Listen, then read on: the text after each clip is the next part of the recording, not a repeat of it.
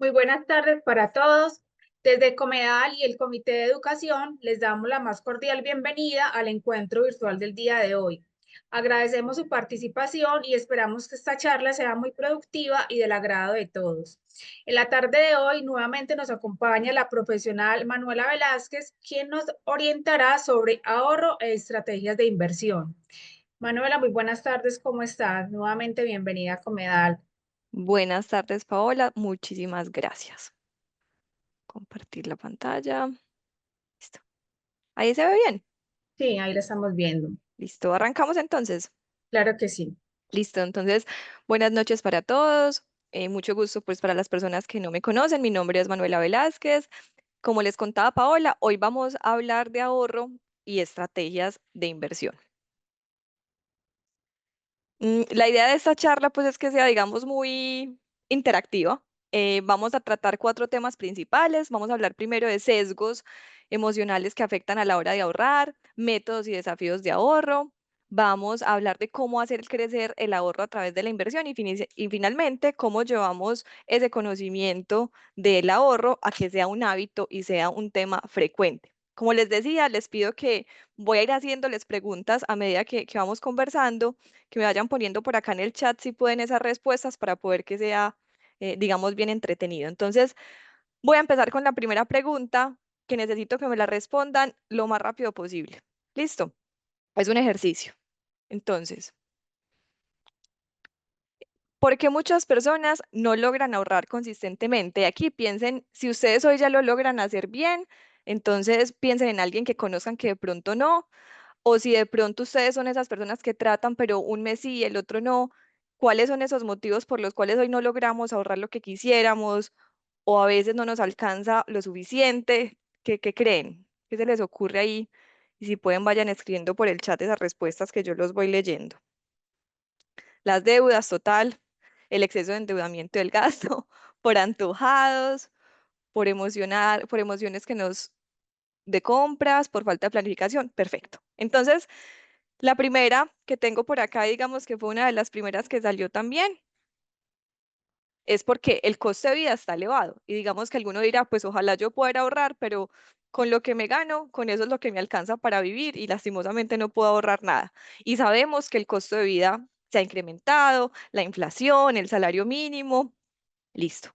Otros decían por acá, gastos impulsivos. Total, a veces no soy capaz de controlarme, esos zapatos, esa comida, ese paseo, y simplemente gastamos y ya. Deudas y compromisos financieros, también nos lo ponían por acá en el chat, completamente. Escasamente lo que nos sobra es para pagar la tarjeta de crédito o alguna deuda que tenemos y pues no alcanzamos a ahorrar. Ausencia de objetivos y metas, y es, pues, si yo no tengo como nada que me motive, pues todo lo que de hoy me sirve y no tengo ahí un objetivo de ahorro. Mentalidad de corto plazo y es ese que vive la vida hoy porque mañana no sabemos qué va a pasar, entonces hoy es el hoy. Y finalmente, falta de educación financiera. Hay unos colorcitos diferentes que le puse como a cada motivo. El primero que es ese costo de vida elevado y es una situación, digamos, que viven la mayoría de personas en el país. Ahí es revisar y mirar, venga, primero, ¿hay forma de que yo pueda optimizar alguno de mis costos? ¿Será que estoy viviendo por encima de mis capacidades financieras que tengo? ¿Estoy viviendo donde no puedo vivir? ¿Estoy pagando un arriendo muy costoso? ¿Me metí en la deuda de un carro que no debería? ¿O qué puedo hacer para optimizar? Si definitivamente digo, no, yo ya optimicé en lo que pude, entonces venga, ¿cómo puedo tener fuentes de ingreso alternativas? ¿Qué servicios puedo ofrecer para que podamos empezar a tener una tranquilidad financiera y empezar a generar ese ahorro? Lo que está en verdecito es básicamente falta de esa planeación, de ese juicio, de sentarnos, de hacer un presupuesto, de estructurar metas, pero lo que está en grisecito afecta, y lo decían por acá de compras emocionales, precisamente eso, esa emoción, ese comportamiento que hace que de alguna forma actuemos inconscientemente a la hora de tomar decisiones financieras. Y la primera parte de esta conversación nos vamos a enfocar en eso. Listo, entonces, ahora sí la pregunta que necesito que respondan inmediatamente. Resulta que una raqueta y un ping-pong cuestan $1.1. La raqueta cuesta $1 más que el ping-pong. ¿Cuánto cuesta la pelota o el ping-pong? Rápido. Una raqueta más un ping-pong, 1.1. La raqueta cuesta $1 más que la pelota. ¿Cuánto cuesta la pelota? Carlos ya nos respondió. Otra respuesta, ¿qué dicen? ¿Quién se atreve? Carlos nos dice que punto uno. Bueno, punto uno Indira, punto 10 centavos Federicos, listo. Entonces, exactamente, la respuesta que esperaba era punto uno. Pero eso es una respuesta equivocada. Si hacemos el ejercicio juiciosos, es una raqueta más una pelota cuestan 1.1. Es decir, y después me dicen, la raqueta cuesta uno más que la pelota. Lo estoy llevando, digamos, a términos de ecuaciones del colegio. Si yo reemplazo el valor de la raqueta en la primera ecuación, me dice que 1 más P es igual a 1.1, 2P es igual a 0.1. En resumen, si uno de verdad hace el ejercicio como debería, la pelota cuesta 0.05, no 0.1, ¿cierto? ¿Qué pasó? Ustedes me dirían, pero venga, usted no dijo pues qué rápido, yo a qué horas iba a hacer esa ecuación y no me dejó pensar. Les quería mostrar precisamente el primer tema del que vamos a hablar. Y es que nosotros tenemos dos sistemas, o nuestra forma de actuar y de pensar está configurada por dos sistemas. El primero es el pensamiento rápido, o digamos esa parte de nosotros que opera de manera involuntaria, rápida, inconsciente, y la otra es ese pensamiento lento que requiere de una actividad, digamos, mayor y de esfuerzo mental. Esta información la desarrolla Daniel Kahneman en un libro que se llama Pensar lento, pensar despacio, y nos dije, ojo, que a la hora de invertir particularmente y en el día a día también a la hora de gastar, ese pensamiento rápido siempre es el primero que está presente. Y él dice que nuestro cerebro y nuestro cuerpo usualmente está acostumbrado a regirse por la ley del mínimo esfuerzo. Entonces, venga, si no tengo que pensar, pues lo que más rápido se me venga a la cabeza, ¿cierto? Y esto pasa un montón a la hora de invertir. Entonces, hoy la idea con ustedes es que al inicio podamos identificar cuatro de esos sesgos o de esas cosas que nos pasan un montón cuando dejamos que ese pensamiento rápido sea el primero que actúe y que puntualmente pasan a la hora de ahorrar, de invertir y de gastar, que hace que el resultado que esperamos se vea afectado. Si uno lo conoce y es consciente de esos sesgos, pues los puede administrar y podemos hacer que eso no ocurra. Entonces, vamos a empezar a verlos y vamos a verlos de manera práctica. Les voy a hacer otra pregunta que les pido me ayudan a responder. Pregunta, ¿Gandhi tenía más o menos de 80 años cuando murió? Solo necesito que me respondan más o menos. Más o menos de 80 años cuando murió. ¿Qué creen? Más, dice Libardo, menos, 80 años. Listo.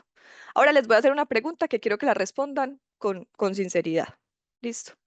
Resulta, y eso es una situación real, que en Colombia uno de cada cuatro niños sufre de desnutrición. Si cada uno de nosotros aportara 50.000 pesos este año, el 2025, para la desnutrición de los niños en Colombia, combatiríamos este problema en menos de un año. ¿Cuánto estarías dispuesto a donar para esta causa? Cada uno sí nos puede poner ahí, algunas personas que nos compartan. ¿Cuánto estarían dispuestos a donar para esta realidad que les estoy contando que nos sucede en el país? Edgar nos pone que 50.000, Libardo nos pone que 100.000. A ver, ¿qué más? ¿Qué dicen? Bueno, no sé si identifican como una similitud en las dos preguntas. Eduardo dice que cero porque se lo roban, Marta dice que 50.000, muy bien. Y miren que en ambas preguntas lo que tienen de similar es que les di un número, ¿cierto? Cuando les hablé de Gandhi, por ejemplo, les pregunté más o menos de 80 años. Y en el segundo les dije, si aportara 50.000 pesos, listo. Esos son ejercicios que usualmente, digamos, yo hago en persona. Y cuando hago estos en clase, les entrego las preguntas en un sobrecito y a un grupo le digo, si aportaras 10.000, al otro le digo, si aportaras 50.000 y al otro le digo, si aportaras 100.000. ¿Y qué creen que pasa? Cuando uno destapa las respuestas de cada sobrecito, las respuestas del primer grupo están en promedio por el lado de los 10.000 que yo les di. Las del segundo están en promedio por el lado de los 50.000 y las terceras están en promedio de los 100.000. Y miren que acá, si bien tuvimos una respuesta de 100.000, tuvimos dos de 50.000, ¿cierto? Y cuando les pregunté por Gandhi, en este caso, alguien me dijo 80 años y bueno, ya dos personas dijeron más o menos. Eso es un sesgo que está presente en nuestro día a día y se llama efecto anclaje. El efecto anclaje es que tomamos decisiones, en este caso financieras, que es de lo que estamos hablando, basados en un punto de referencia o basados en una información que le acabaron de dar, en una información primaria, ¿cierto? En el día a día, sobre todo cuando gastamos, es muy común el tema de los descuentos. Entonces, ese antes, el precio de antes tachado, ahora tanto, o el precio de 3 por 2, o ese letrero que dice últimas unidades, hace que nuestro cerebro, que nuestro pensamiento rápido actúe y tomemos decisiones aceleradas. Piensen, por ejemplo, no sé, estaban hace 8 días en un centro comercial, pasaron por un almacén de zapatos que les encantó y decía, antes 249,900, ahora 149,900. Y uno dice, uy, eso está muy barato. Pero si de pronto hubiera pasado por el mismo almacén y no decía eso, sino que decía 149,900, de pronto ni siquiera lo hubiera volteado a mirar, ¿cierto? Y ese precisamente es el sesgo de anclaje, que cuando lo llevamos al gasto es eso, venga, como el mercadeo, por ejemplo, que está alrededor nuestro, está definido para que nosotros caigamos en este tipo de sesgos, pero cuando lo llevamos al tipo de inversión también, y cuando nos hablan de solo un punto definido, nosotros nos quedamos con esa información. Y ya digamos que lo que nos proponen es, venga, siempre pregúntese el por qué y el para qué. Yo, ¿por qué es que estoy comprando esto? ¿Para qué es que estoy comprando esto? Em, para poder tener una decisión consciente. Listo, entonces ese es el primero, el efecto anclaje. Vamos con el segundo, les voy a hacer otra pregunta. Necesito que entre todos definamos al menos el top 5 de cuáles son las causas de muerte más comunes en Colombia. ¿Qué creen? ¿De qué se murió la gente el año pasado? La mayoría de gente el año pasado en el país, en el 2024. Accidentes de tránsito, otra vez accidentes, ¿qué más? ¿Qué dicen? Infartos, me imagino que decía Eduardo, violencia, Libarda, ahí tenemos tres, entonces accidentes, infarto, violencia, asesinatos, eso lo tenemos ahí. ¿Qué más se les ocurre? Otras dos, enfermedades cardiovasculares, muy bien, aquí están los doctores en acción, y enfermedades cerebrovasculares e infartos, muy bien, listo. Resulta que este es el dato del DANE. Las barritas que están grises fueron los datos del 2023. Las barritas que están moradas son los datos del 2024. El 17% de los colombianos el año pasado se murieron de infartos o isquemias del corazón, que por aquí alguien lo decía.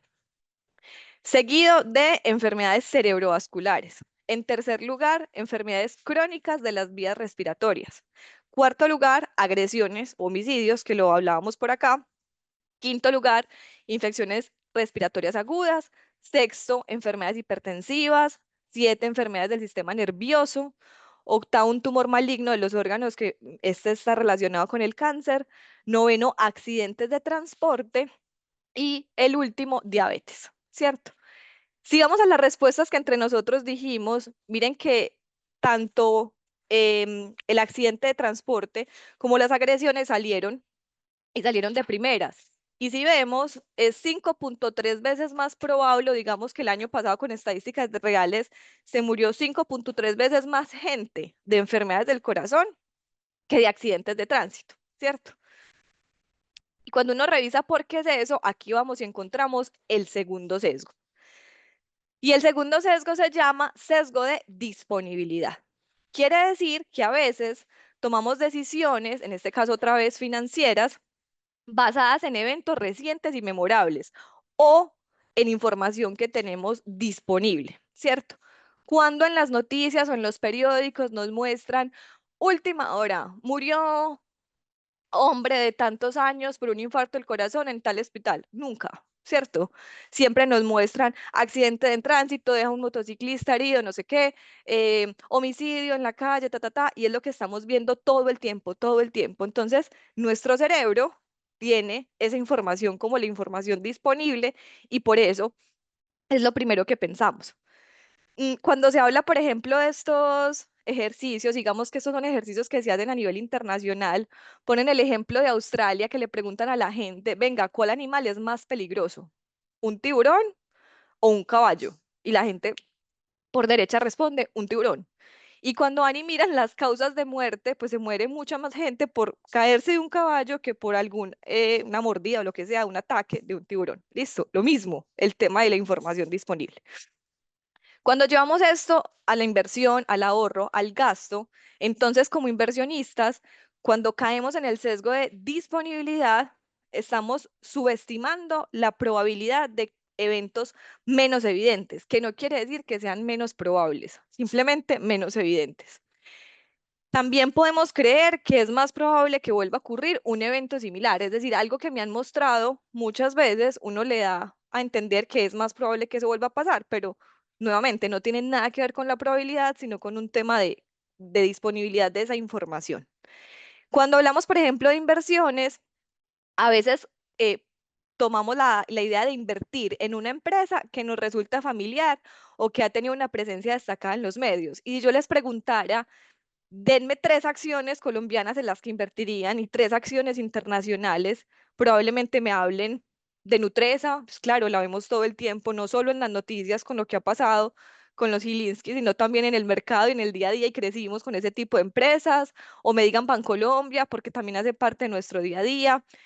Y si les pregunto por el mercado internacional, muy probablemente me digan Apple, Tesla, que son las que uno ve todo el tiempo en las redes sociales, en Twitter, en las noticias, ¿cierto? ¿Quiere decir que solo existen esas o que son mejores que las otras? No. Y ahí está el sesgo de disponibilidad. Y finalmente, es muy importante tener en este sesgo que a veces cuando estamos como con tanta información a la mano, cuando hay, por ejemplo, un escándalo de preocupación, de que el mercado está a la baja, pues tendemos entonces de pronto a tomar decisiones aceleradas de vender en momentos que no son en mercados bajistas o de comprar en mercados que ya están en una burbuja y ya estaría comprando muy, muy arriba, ¿cierto?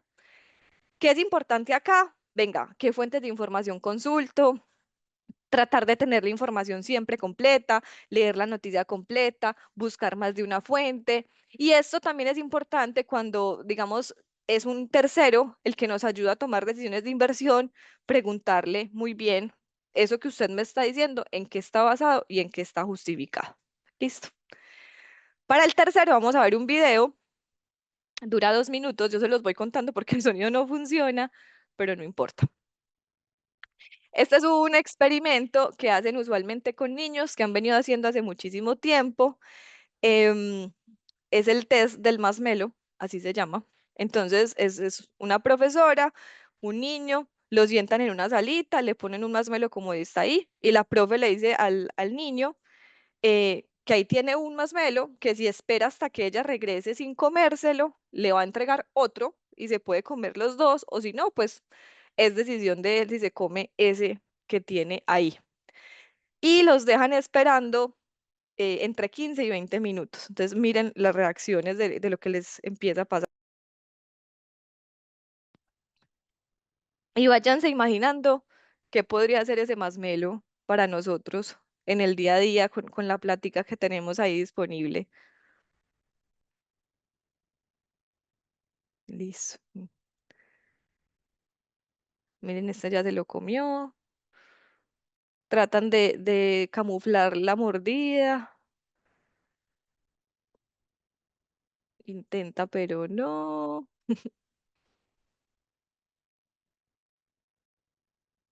Nada. Lo voy a adelantar un poquito. Por aquí llevan otra participante y ni siquiera deja terminar de escuchar la historia. Y ya se comió el masmelo. Bueno, y al final, pues hay unos que tienen la recompensa, ¿cierto? Miren que este que estaba bien desesperadito alcanzó a terminar. Al final le dio la recompensa. Y pues feliz va a disfrutar de sus 2 masmelos. Listo. Este es un experimento entonces que trata de explicar el cuarto sesgo y se llama el sesgo del presente, ¿cierto? Nos dice que tendemos a priorizar recompensas inmediatas sobre beneficios futuros o que las recompensas inmediatas tienen más peso en nuestras decisiones que las recompensas futuras, incluso si esas últimas son mayores. y se los pongo en el día a día de nosotros, entonces uno de pronto, ay, uno dice qué rico todos los días ese cafecito, comprar un cafecito antes de llegar a la oficina o tomarse un tintico después del almuerzo. Y ese cafecito o ese tintico que uno compra, pues dependiendo de donde uno lo compre, son 4.000, 5.000, 6.000 pesos diarios, ¿cierto? No diría, no, pero pues si de pronto me llevo el tintico desde la casa o lo hago en la oficina, me ahorro esos 20 tintos al mes. Si es a 6.000 pesos, tengo 120.000 pesos y con esos 120.000 pesos me doy una comidita, me compro algo que me gusta. Sí, tiene como mucho sentido, ¿cierto? Ay, pero ustedes después de almorzar dicen, ay, no, falta mucho para terminar el mes, yo me voy a tomar ese tinto de una vez. Y ese, digamos, es el sesgo del presente, ¿cierto? Yo prefiero alguna recompensa ya que esperar, ¿cierto? Estoy saliendo de la oficina, hay un aguacero horrible, ese metro nada que llega o el bus nada que pasa y yo voy a pedir un Uber y me gasto la plática del ahorro porque me está solucionando un problema ya y no estoy pensando que de pronto a futuro puedo tener una recompensa adicional. Entonces, ese es el cuarto sesgo, el sesgo del presente y en las inversiones también, asterisco. Digamos que esas inversiones que ofrecen algo de muy corto plazo y unos retornos muy positivos, venga, démosle doble clic y miremos qué hay detrás de eso, que sí sea seguro y que no estén jugando con esos sesgos precisamente que existen. Y para el último les voy a hacer otra pregunta. Entonces, supongan que hace 8 días ustedes el fin de semana pagaron 60.000 pesos de una boleta de cine, 3D, todo, con unas crispetas para irse a ver una película. La película duraba 2 horas y por allá cuando llevábamos media hora de la película, ustedes ya dijeron, no, esto, esta película no va a estar buena, esto está muy aburrido. ¿Qué hacen? Y con toda sinceridad, ¿qué hacen? Y les pido que me respondan en el chat. ¿Se quedan? No, ya, yo no, ya pagué esos 60.000 pesos, yo me termino de comer esas crispetas aquí sentado. ¿Se van? ¿Qué dicen? Entonces, a ver, por aquí me voy hasta el final, me voy. Adiós, me quedo, me quedo. Muy bien. Yo creo que yo también lastimosamente me hubiera quedado porque uno piensa, no, pues ya me gasté esto, ¿cierto? Y aquí va el cuarto sesgo que es muy importante. Se llama falacia del costo hundido. Y significa, sí, me arrepiento total, significa que se sigue gastando dinero en algo porque ya se ha invertido mucho en ello, en lugar de cortar las pérdidas y reasignar los recursos mejor. Y ojo que cuando dice se ha invertido mucho, no es necesariamente mucho dinero solamente, también puede ser mucho tiempo, ¿cierto? Por ejemplo. Y eso sí que nos pasa un montón a la hora de invertir particularmente, o en el día a día también. Piensen, por ejemplo, no sé, el carro. Entonces yo tengo un carro viejito y le he arreglado esa fuga que tiene 8 veces, 8 veces. Y cada que se me daña, yo vuelvo y digo, ay, pero si ya le he metido no sé cuánta plata, ¿cómo no lo voy a terminar de arreglar? ¿Cierto? O esos que somos emprendedores, que a mí también me pasa un montón, y es uno invierte en el negocio, invierte en el negocio, invierte en el negocio, y uno no, esto va a tener que dar, esto va a tener que dar. Y de pronto es que estamos cayendo en este sesgo y no nos damos cuenta de que no venga, definitivamente, pues el carro no se va a arreglar, el negocio no está funcionando, la película no va a mejorar. ¿Será que de una vez corto las pérdidas que tengo ya y dejo de invertir esos recursos en algo que no funciona y busco una opción que sí funcione? Listo, esa es la falacia del costo. Perdón. Entonces, ¿qué nos dicen que debemos hacer ahí para evitarlo? Considerar los costos y beneficios futuros en vez de quedarnos pensando en los pasados, ¿cierto? Entonces, alguien con la película diría, uy, lo que yo hubiera hecho con esa hora y media, no hubiera alcanzado a ir a visitar a no sé quién, o hubiera comprado esto que me hacía falta y no he tenido tiempo, o no sé. Piensen lo mismo, uy, yo en vez de haberle metido esas 8 arreglos que le metí al carro, lo que hubiera hecho con esa plata, ya hubiera pagado la cuota al otro, cosas así. Em, es importante entonces acá establecer unos objetivos, realizar seguimiento y siempre considerar el beneficio futuro y no solo el pasado. Listo. Aquí tenemos entonces 4 sesgos. Son un montón, son como 14 sesgos. Aquí les, digamos, les resumí los que me parecen más comunes. Y para cerrar con este tema, una frase. Y es, digamos, la frase dice, si no tienes un plan, te conviertes en parte del plan de otra persona. Pero si uno lo adapta al tema de finanzas o de inversiones, todos tienen un plan para sacarte dinero. Si no tienes un plan para conservarlo, te conviertes en el plan de alguien más, ¿cierto? Y todo eso que les mostré, que como les decía son solo 4 de un montón, el mercado lo sabe, la gente que estudia marketing lo sabe, y se aprovechan de eso y precisamente tratan que nosotros como consumidores caigamos ahí, pero pues es nuestra labor ya como inversionistas y como ahorradores que somos, de tenerlos muy presentes a la hora de tomar decisiones. Listo. Entonces, eso por el lado de los sesgos es un tema súper encarretador. El libro es muy chévere para quien se lo quiera leer. Vamos a dar entonces como el paso y vamos a continuar conversando del ahorro. Por aquí hay un grafiquito que incluso mencionábamos la vez pasada. La vez pasada estábamos hablando de inversiones particularmente y decíamos, venga, yo voy a invertir cuando ya primero tengo organizado mis finanzas, sé cuánto me gasto, ¿cierto? Segundo, pues ya estoy planeada, ya tengo unas metas. Tercero, tengo un ahorro construido. Cuarto, empiezo a invertir y después en el futuro pues voy a poder tener esa platica y podérmela empezar a gastar o a usar en lo que necesitaba, ¿cierto?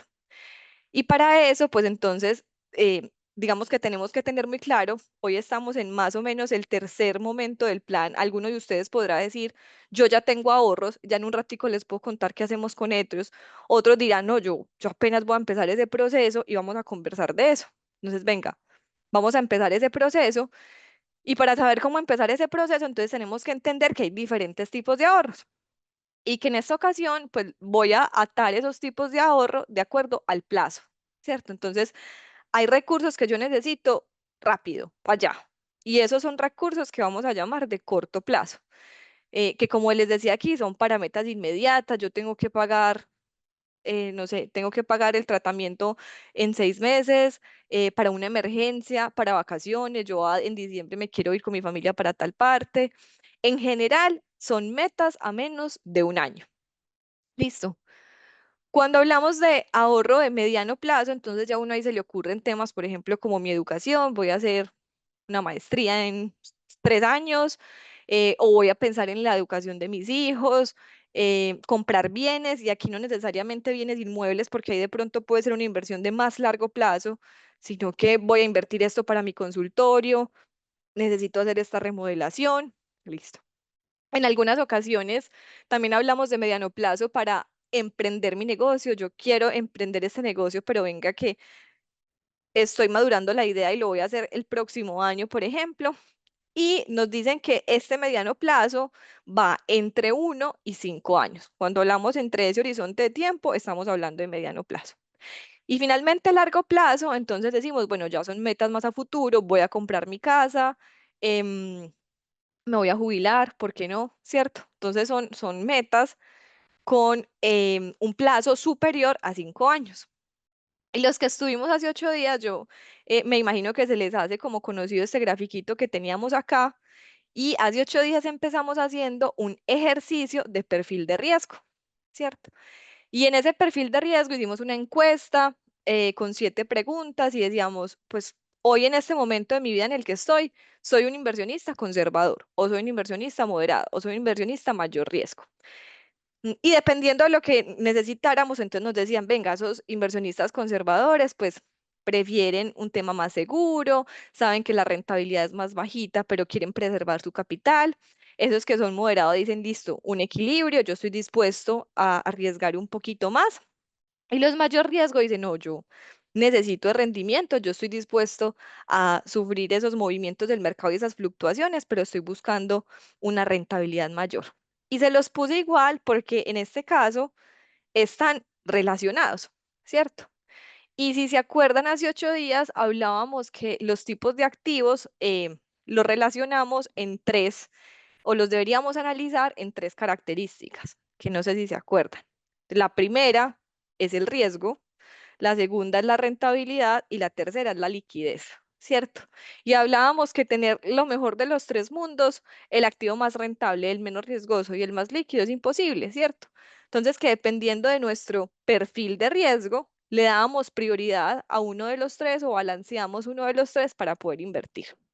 Acá, la premisa que tengo para relacionarles el ahorro de corto, mediano y largo plazo con un perfil conservador, moderado, mayor riesgo es la del riesgo. Entonces decimos, A mayor plazo, hay mayor incertidumbre.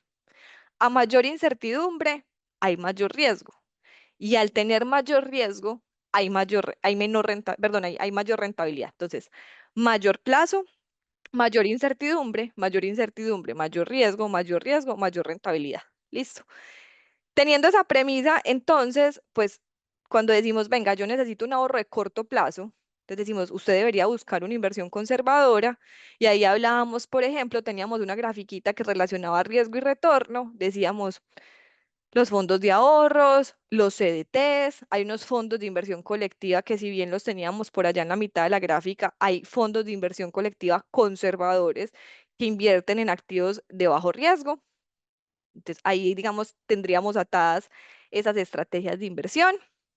Cuando hablamos de mediano plazo, decíamos moderados, fondos moderados que ya están balanceados, ¿por qué no ETFs, por ejemplo? Y en el caso de bonos es más porque, digamos, bonos a un año son muy poquitos, pues de hecho no es común, entonces tendríamos que tener bonos de corto plazo de 3 a 5 años. Y en el largo plazo decíamos, pues hay un mayor riesgo. Entonces cuando hablábamos, por ejemplo, de la propiedad inmobiliaria, decíamos puede estar acá. Cuando hablábamos de las acciones, ¿se acuerdan de Warren Buffett que decía que si usted no está dispuesto a tener 10 años una acción, no debería tener ni 10 minutos de esa acción? Entonces hablábamos también de, porque son alto riesgo, las acciones por aquí y veíamos otras alternativas como los venture capital o los private equity que también caían.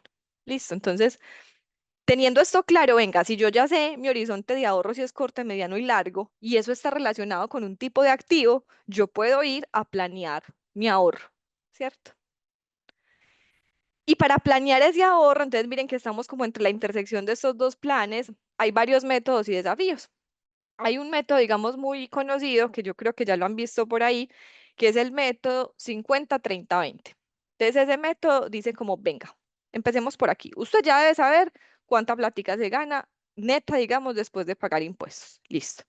Coja ese valor, el 50, multiplíquelo por el 50%, y en ese 50% de esas, sus gastos o sus necesidades básicas. El arriendo, la salud, el mercado, lo que usted necesita para vivir. Después, el 30% que sigue es para otros gastos, para, digamos, ahí deseos y deudas. Las deudas caen dentro de este 30%. Y el 20% restante debería estar para ahorro e inversiones en este caso. Ustedes podrán decir, pero yo ni siquiera he llegado acá. Para eso vamos a establecer unas metas que vamos a ver en un momentico, pero digamos que eso es un buen método para iniciar, ¿cierto? ¿Qué necesito yo para poder desarrollar el método? Como les decía, yo ya las conozco y ya llevo el control de mis finanzas. Idealmente ya tener un fondo de emergencia, y esos fondos de emergencia venga, ¿cuáles son mis gastos básicos necesarios sí o sí? Ahí no entran los gusticos que me dé. Sumo ese valor y lo multiplico por 3. Yo debería tener como un fondo de emergencia con al menos 3 veces ese valor de los gastos básicos mensuales que yo necesito. ¿Y para qué es una emergencia? Me quedé sin trabajo, una enfermedad, algo pasó en mi casa y tengo esa plática. Eso es lo primero que deberíamos tener ahorrado. Ahí uno escucha en el mercado a alguien que dice, no, usted primero de tener un fondo de emergencia, pague las deudas más caras, pero en este caso yo creo que este punto es importante porque nos da tranquilidad, ¿cierto? Y eso es clave. Listo. Em, Otras personas dirían, yo apenas voy a empezar con ese 20%, perfecto, vamos a ver alternativas para eso. Y otros dirían, no, yo ya tengo ahorros, voy a empezar a invertir. Listo. Pero digamos que todo esto converge en un punto y es establecer metas. Si yo no tengo metas, todo me sirve. Todo me sirve. Y para establecer metas, les quería traer como este metodología que se llama la metodología SMART y son 5 características para definir una meta. En este caso, una meta financiera, una meta de ahorro e inversión. La primera es que deben de ser metas específicas, es decir, vamos a definir claramente para qué estamos ahorrando. Quiero ahorrar para el pago inicial de un apartamento. Perfecto. La segunda es que sea medible. Necesito 5 millones de pesos para pagar la especialización. Perfecto. La tercera, alcanzable, y es que esa meta sea realista, de acuerdo a mis ingresos, y ese 50-20, 30-20 que vimos hace un ratico. En los próximos 3 años voy a ahorrar en familia para la cuota inicial de nuestra vivienda. Súper. La cuarta es relevante y es relacionar esa meta con las prioridades que yo tenga. Las metas tienen que ser lo suficientemente em, que me animen, que me motiven para poder que yo las pueda cumplir. Entonces el ejemplo es, voy a invertir para crear un fondo que me permita emprender. Buenísimo. Y por último, la T de tiempo, que es demasiado importante, y es establecerle un plazo claro. Necesito ahorrar 500.000 pesos para X, Y, Z en 6 meses. Teniendo esto claro, esta es SMART, entonces yo ya puedo definir, venga, voy a definir mis metas de ahorro o ya tengo un ahorro y voy a definir mis metas de inversión con ese ahorro. Así con estos 5 principios. Entonces les traje un ejemplo. Tenemos una persona que tiene un salario neto mensual, neto, ya pagué los impuestos, fue lo que me quedó, de 4 millones de pesos. Si seguimos la metodología de 50-30-20, esta persona tendría un porcentaje destinado al ahorro o a la inversión de 800.000 pesos. Y aquí dice una distribución de cómo esa persona podría gastarse esos 800.000 pesos de acuerdo a unas necesidades. Entonces, lo primero que esta persona dijo es, venga, yo ya tengo, ya empecé a armar mi fondo de emergencia, ya voy súper bien con ese fondo de emergencia, pero yo quisiera ahorrar un salario adicional para ese fondo, para estar tranquila. Perfecto. ¿En cuánto tiempo quiere ahorrar ese salario adicional? En 12 meses. Ok, muy bien. Esa persona definió que ese ahorro de ese salario adicional en 12 meses lo va a hacer a través de una alternativa de ahorro que se llama Siembra Futuro de Comedal y busca que al finalizar 12 meses tenga ahorrado 4 millones. ¿Por qué? Porque es un salario. Entonces uno diría, listo, 4 millones que necesita que tenga al mes 12. ¿Cuánta platica mensual tendría que entregar? 333.000 pesos da la división de 4 millones dividido 12. Ok. Y esa persona dice, ve, pero pues yo tengo 800.000 destinados, todavía tengo ahí un espacio. Lo que esta persona debería hacer es, pues entonces ahorre lo más rápido, porque el fondo de emergencia es lo segundo, ¿cierto? Y sale eso y después se concentra, pero en este caso esta persona dijo, no, yo tengo una segunda prioridad muy importante y es que necesito ahorrar para un diplomado. Ese diplomado lo voy a hacer en 2 años y me cuesta 3 millones de pesos. Como es a 2 años, mediano plazo, voy a invertir esa platica en un fondo de inversión colectiva moderado y si yo tomara esos 3 millones que necesito, los divido por 24 meses, me dice, usted necesita 125.000 pesos al mes para alcanzar esta meta en 24 meses. Listo. Y por último, esa persona dice, no, yo necesito ahorrar para la cuota inicial de una vivienda, en este caso de inversión con mi familia. 5 años, 60 meses, como son 60 meses, pues entonces es una inversión de más largo plazo y aquí hay una alternativa que se llama Proyectate de Comedal, que me sirve un montón para esto. Estoy buscando 20.500.000, que eso sería una cuota mensual de 341.600 pesos. Esto suma 800.000. Uno dice, ah, no, perfecto, distribuyó los 800. Y aquí les hago una pregunta. Al final de esos 12 meses, de esos 24 meses y de esos 5 años, se espera tener exactamente la meta planteada. Es decir, si yo ahorro 333.000 en la alternativa de ahorro Siembra Futuro por 12 meses, espero tener 4 millones o más o menos. Y lo mismo, yo ahorro 125.000 por 24 meses y los meto a un FIC, espero tener más o menos de 3 millones. ¿Qué dicen ustedes? ¿Será que llego a esos valores exactos o qué es lo que debería pasar? Alguien que nos responda por aquí. Exactamente, esa era la pregunta que estaba, la respuesta que estaba esperando. Superarla por el interés compuesto. Interés compuesto, perfecto. Que decíamos, eso es lo que nos tiene que quedar súper claro de la conversación de la semana pasada. Exactamente. Entonces, venga, es que esos 333.000 pesos que estoy metiendo cada mes en Siembra Futuro están a una tasa de la DTF más 1,5, que esa DTF a cierre de febrero de este año, esta suma me daba el 10,89%, es decir, que yo voy a tener 4.195.000 pesos. Y en el segundo caso, en el caso del diplomado, que era un fondo de inversión colectiva moderado, yo tengo una rentabilidad esperada del 11%, es decir, que yo no voy a tener 3 millones, sino 3.321.000. Y en el caso del ahorro de vivienda, yo tengo la platica en una alternativa también, en este caso que está la de TF más 2,2, que es Proyectate, yo no voy a tener 20.500.000, sino 27.246. ¿cierto?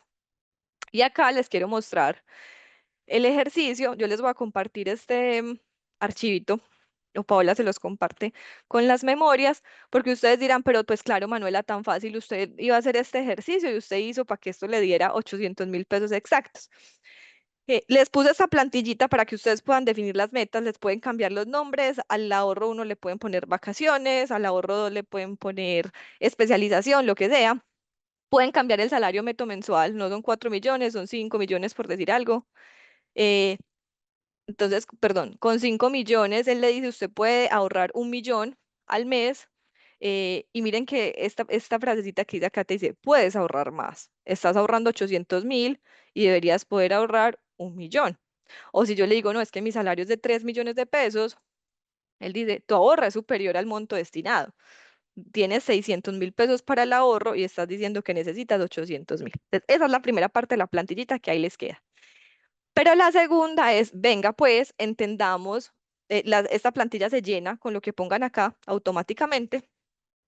¿Cuál es el valor futuro? Al final de esos 12, 24 y 60 meses, ¿cuánta plática voy a tener? Y entonces, ese primer ahorro que estaba en Siembra Futuro, que estaba a la de TF más 1.5, que en febrero era el 10.89, me está dando un valor futuro de 4.195.000. Pero les hago una pregunta. ¿Yo puedo asegurar hoy que en 12 meses este va a ser el valor futuro o yo no sé? ¿Y por qué no sé?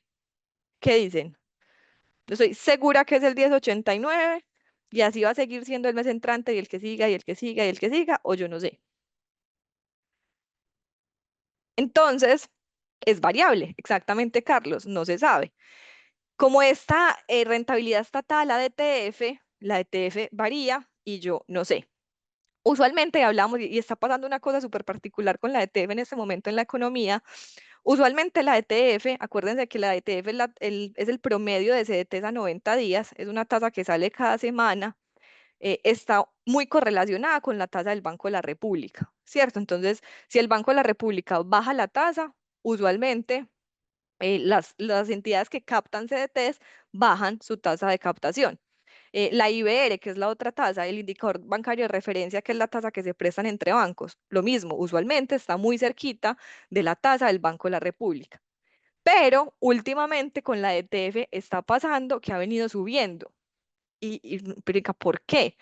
Resulta que hay un nuevo, digamos, participante en el mercado de CDTs, es Nubank en este caso, captando unos montos muy importantes, la tasa está por encima y hace que la ETF se suba, ¿cierto? Entonces, ese tipo de cosas las tenemos que entender porque hacen que estos indicadores se suban.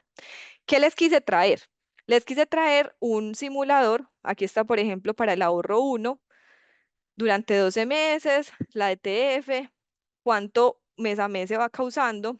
Entonces, por ejemplo, yo pongo 333.000 pesos el primer mes, pero al final del primer mes voy a tener 336.000 porque me rentó el 10.88 efectivo anual, es decir, el 0.86 mensual. Esto es una conversión de tasa. Hay calculadoras que lo hacen, pero ahí les puse la fórmula.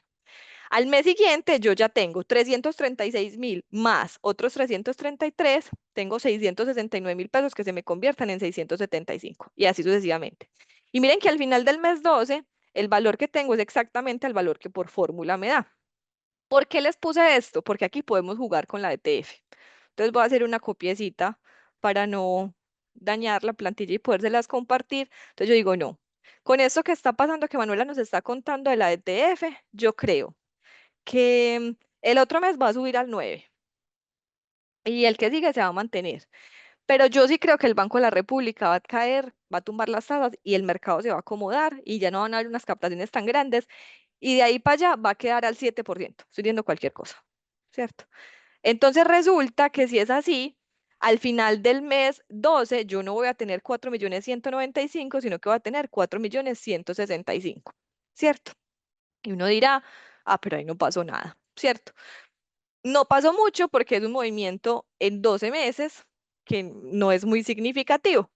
Pero por acá les tengo el caso del ahorro para la cuota inicial del apartamento. Pueden jugar con él. Aquí está también el simulador. Pueden copiar la fórmula. Y este fondo dice, supongamos que estaba en este caso en un fondo de inversión colectiva al 11%. Ah, bueno. Un fondo de inversión colectiva que rentó año corrido el año pasado el 11%, va a rentar el 11% el mes que sigue y el mes que sigue y el mes que sigue. ¿Ustedes qué dicen? Digamos que este fondo de inversión colectiva está invertido un 40% en acciones, un 40% en renta fija, un 10% en dólar y un 10% en liquidez. Un fondo de inversión colectiva, digamos, balanceado. Siempre va a rentar el 11%. ¿Qué dicen? No, ¿cierto? Porque el valor de ese fondo de inversión colectiva depende de los activos que tiene por dentro, cómo varía las acciones que tiene compradas, cómo varía los bonos que tiene, cómo varía el dólar. Entonces uno dice, bueno, digamos que este empieza rentando el 11, que por allá en el mes 6, digamos que baja al 10 y se queda en el 10 y por allá en el mes, no sé, en el mes 30 baja al 8 y se queda en el 8, ¿cierto? Entonces lo que eran, ¿cuánto teníamos acá? Lo que eran 27 millones, se terminan volviendo 25 millones 400, ¿cierto? Pero esto puede pasar al revés, puede que del 11 se suba al 12, porque es renta variable, y que del 12 por allá en el mes 36 se suba al 13 y que ya no tengo los 27 millones, sino que tengo 28 millones 448 y así sucesivamente. Listo, entonces aquí les queda este simulador para que revisen. Eh, cuando estaba realizando el ejercicio, yo pensaba, pero tan rico no saber, venga, si yo sé que quiero hacer una especialización y que necesito 5 millones de pesos, yo quiero que me diga cuánto necesito ahorrar al mes. Si pongo la plática, por ejemplo, en Proyectate o en Siembra Futuro. O si la pongo en un CDT, que los CDTs de Comedal, por ejemplo, son una tasa definida y yo ya sé ahí sí, una tasa fija, cuánto me va a rentar ese CDT. Entonces le agregué esta hojita que les va a quedar a ustedes, que se llama estimación de variables. Entonces es, venga, yo necesito ahorrar 5 millones de pesos, en este caso ya les dije, para una especialización, los necesito en los próximos 36 meses, hoy tengo 50.000 pesitos ya ahí guardaditos, y yo creo que los voy a meter en un activo que me está rentando más o menos el 10%. Supongamos que los voy a poner a un CDT que está al 10%. Entonces el simulador me dice, ah, niña, usted tiene que poner cada mes 118.852, 119.000 pesos si usted quiere alcanzar estos 5 millones de pesos. Buenísimo, listo. Venga, pero si yo no sé qué activo buscar y yo digo, necesito 5 millones de pesos en 36 meses, yo tengo ahorrado 5 millones, pero puedo poner 100.000 pesitos al mes, pongámosle. Entonces el simulador le dice, usted necesita un activo que le dé una tasa del 22%. Está difícil la cosa, ¿cierto? O yo digo, no, yo puedo poner 150.000. Entonces aquí dice, usted está ahorrando más de lo que necesita. Buenísimo. 110.000. Necesito un activo que le dé el 15%. Listo. Si yo pongo los 118 que está acá, 118.852, me va a dar una tasa del 10%, pero es para que jueguen con eso. Y por último es, venga, no, yo tengo ahorrado 50.000 pesitos, yo necesito ahorrar 36 meses o puedo ahorrar 36 meses, la cuota que puedo ahorrar son 100.000, a una tasa del 10% la voy a invertir, entonces el simulador les dice, ah, usted va a obtener al final de esos 36 meses 4.217.000 pesos. Esto le sirve como para que se hagan una idea, venga, quiero una cuota inicial, necesito comprar una máquina que vale tanto, necesito pagar la universidad de mi hijo, entonces pueden jugar con esta tablita. Este simulador les va a quedar. Listo. Entonces, con esto para mostrarles, pues uno, la sensibilidad que tenemos ante las tasas, dos, lo que hemos hablado del tema del interés compuesto, miren que aquí se ve muy bien, y cómo pues dependiendo del plazo también se va modificando o no. Listo, muy bien.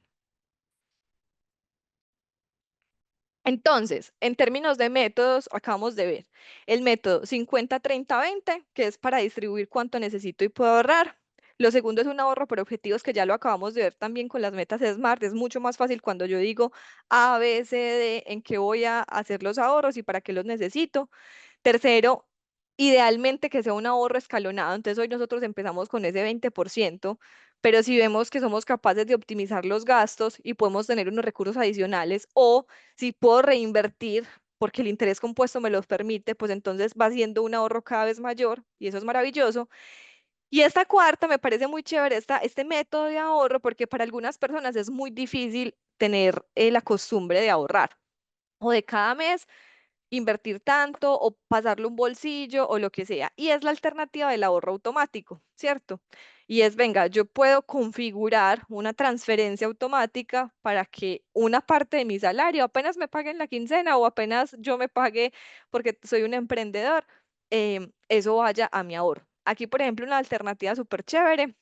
Lo mismo son los planes de ahorro de Comedal, Proyéctate o Siembra Futuro, porque ustedes tienen un compromiso. Cuando usted le dice a Comedal, venga, es que yo le voy a pasar 100.000 pesos al mes durante 12 meses en esta alternativa de ahorro, usted se está comprometiendo. Entonces, esto es una forma muy chévere de obligarse a tener ese ahorro automático. Listo. Bueno.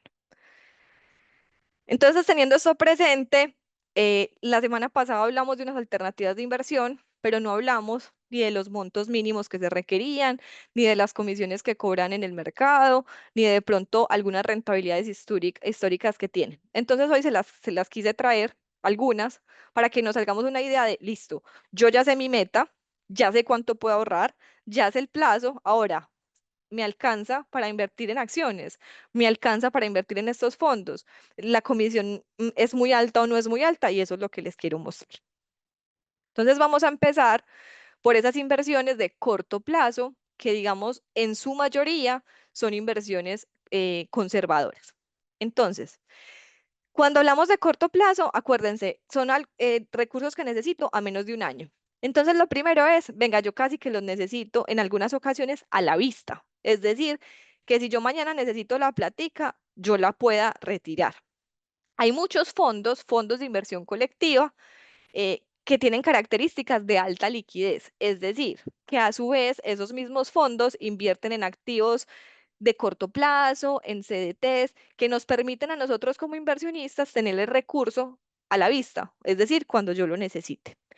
Muchísimos hay ahí, muchísimos, muchísimos. Usualmente la comisión que cobran esos fondos de liquidez está entre el 1.5 y el 2.5.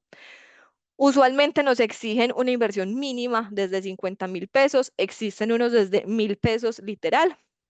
Y estas rentabilidades que les traje acá, particularmente son del Fondo de Inversión Colectiva, la Fidurrenta, de valores, la fiduciaria Bancolombia, perdón, que durante el 2024 tuvo una rentabilidad efectiva anual del 9.5% y que a febrero de este año tenía una rentabilidad efectiva anual del 8.3%.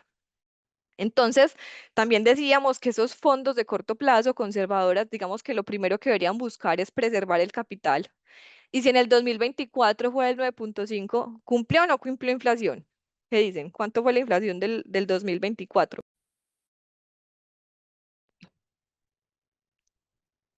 Entonces, la inflación del 2024 estuvo en el 5.2%. Entonces, listo, venga. 9.5 me rentó. La inflación fue del 5.2, pero ojo que esto me cobró una comisión del 1.5%. Entonces, 9.5 menos 1.5 me quedan 8. Y a esos 8 le resto el 5.2, me queda un 2.8%. Entonces uno dice, listo, la platica al menos no está perdiendo el valor en el tiempo, que sí la perdería si la tengo debajo de un colchón, ¿cierto? Súper bien. Fondos de alta liquidez. Muchísimos hay, como les digo. Aquí les traigo la opción de la Fidurrenta porque les voy a hablar de varias, de la Fiducuenta, pero hay muchísimos. Una segunda opción, los CDTs o los CDATs en el caso de Comedal. Entonces, hay CDTs en el mercado usualmente que se pueden invertir desde 100.000 pesos. En Comedal tenemos inversiones en el CDAT solito de 250.000 pesos. En el Plus es de 1.000.000. Pacto de permanencia, ¿cómo así? Cuando yo me comprometo en un CDT, yo digo a 30 días, a 60 días, a 180 días. En el mercado encontramos algunos desde 30 días, en Comedal los tenemos desde 60 días. Y particularmente tenemos rentabilidades desde el 8% para esos que tienen rendimiento a un año, por ejemplo. Entonces, ¿qué tiene de diferente con el FIC? Que digamos acá es una alternativa fija, yo me debo comprometer, aquí no es que lo saque mañana, usualmente hay unas penalidades en la rentabilidad, o sea, listo, te devuelven el recurso, pero te penalizan los intereses que has obtenido durante ese plazo porque usted hizo un compromiso. Entonces, dependiendo de, me muevo en el uno o en el otro. O como les hablaba ahorita, el ahorro, por ejemplo, Siembra Futuro, que Siembra Futuro es desde 12 meses. Si yo necesito la plata en 12 meses, esta sería una muy buena opción. Puede invertir desde el 5% de un salario mínimo, que es 70.200 pesos, em, y está a la DTF más 1.5%, el 2.89. Miren que en estas opciones que les acabé de dar, tiene una rentabilidad muy interesante. Entonces, aquí estamos como en las opciones de corto plazo para ese ahorro, por ejemplo, que yo llamé fondo de emergencia a un año, que alguien podrá llamar vacaciones o lo que sea de corto plazo. Listo. Tenemos otros entonces que vamos a llamar inversiones moderadas o de mediano plazo. Listo. Entonces acá nos hablan o conversábamos en su momento, venga, es que ya existen fondos de inversión colectiva moderados, ¿cómo así? Ya en el mercado hay entidades que administran fondos que están balanceados, que compran un poquito de renta fija, un poquito de renta variable. Esos fondos usualmente cobran entre el 1.5 y el 2.5 también. Si bien hay inversiones más bajitas, lo usual es que se pidan entre 200.000 pesos hasta 1 millón. Ese 1 millón es súper común en este tipo de fondos para ingresar. Y si bien uno encuentra que hay algunos que pueden salir a 0 días, lo usual es que tengan pacto de permanencia de 30 días, 180 días y un año, ¿cierto? Entonces que no puedes retirar los recursos hasta antes de que se cumpla ese pacto de permanencia. Aquí como ejemplo tengo las rentabilidades del Fondo Renta Moderado de la Fiduciaria Corfi Colombiana. Ese fondo tiene el 30% en acciones particularmente y el 70% en renta fija. Ese 30% no solo están acciones colombianas, sino que, por ejemplo, también están ETFs. Entonces, miren que es balanceado.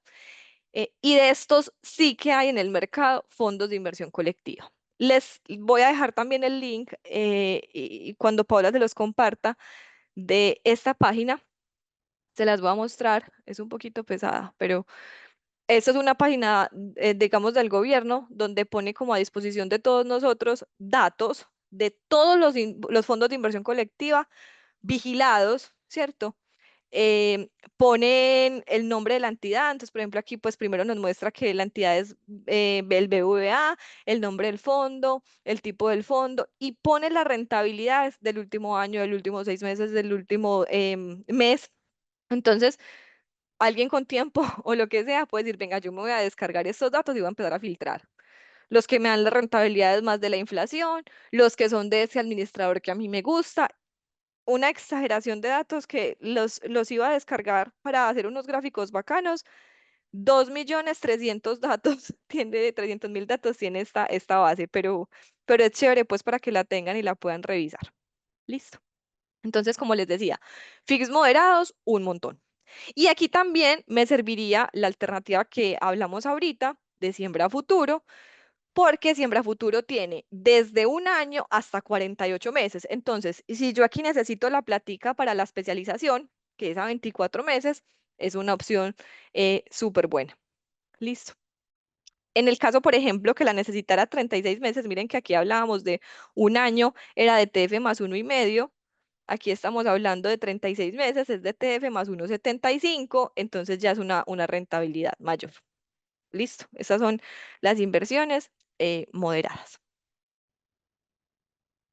Bueno, mayor riesgo. Y entonces aquí hacer como un asterisco porque depende, ¿cierto? Aquí, por ejemplo, el tema de acciones globales, efectivamente están atadas a mayor riesgo también, pero por ejemplo, ahorro proyectate no es un mayor riesgo, tiene un riesgo conservador, pero es de largo plazo. Entonces, si yo aquí necesitara una platica a 60 meses, como es el caso del ejemplo, para invertir en vivienda es una muy buena opción, porque ¿será que yo los 20,5 millones que necesito para la cuota inicial de mi vivienda, si estoy dispuesta a que tenga la rentabilidad de acciones o mejor necesito algo más conservador? Listo. Entonces acá empecemos por esos fondos de acciones. Los fondos de acciones tienen comisiones desde el 2% hasta el 4%, usualmente. Tienen inversiones desde 50.000 pesos, pero lo más común es que sean mayores. Usualmente también están por el lado de 1.000.000 de pesos. Eso es lo más común. Pacto de permanencia, hay desde cero, pero pueden haber 30 días, 60 días. Y en este caso les traigo un ejemplo. El Fondo Acciones Colombia de Credicor Capital rentó durante el 2024 el 31% efectivo anual y en febrero llevaba el 110%. 110%, 110%. Es eso, de eso se trata la renta variable, ¿cierto? La volatilidad que tienen estos tipos de fondos. Algunos se estará preguntando, Manuela, ¿y usted de dónde saca todos estos datos? Em, Todos los fondos de inversión colectiva que son de entidades vigiladas tienen que tener una información publicada en sus páginas web.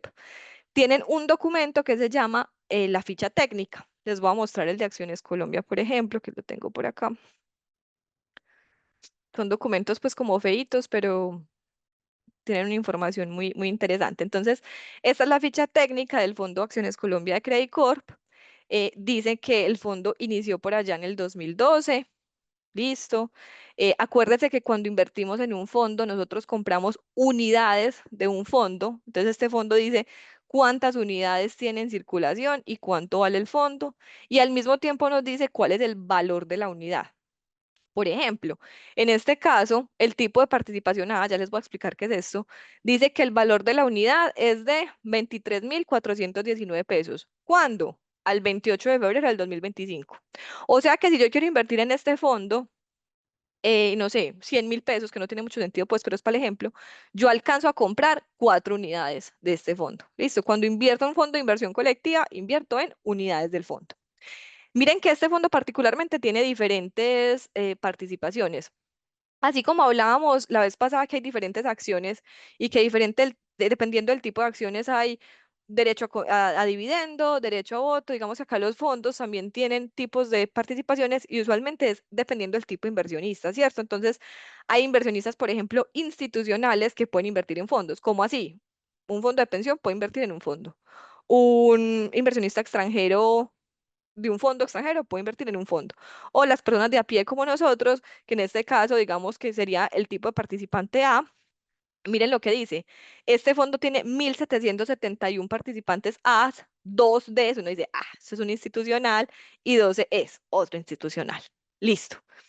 Vamos a concentrarnos en el A. Entonces dice, bueno, inversión mínima, 1.000.000 de pesos. Listo. Fuerte y claro. O sea que el ejemplo de los 100.000 no funciona. Mínimo 1.000.000 de pesos. Muy bien.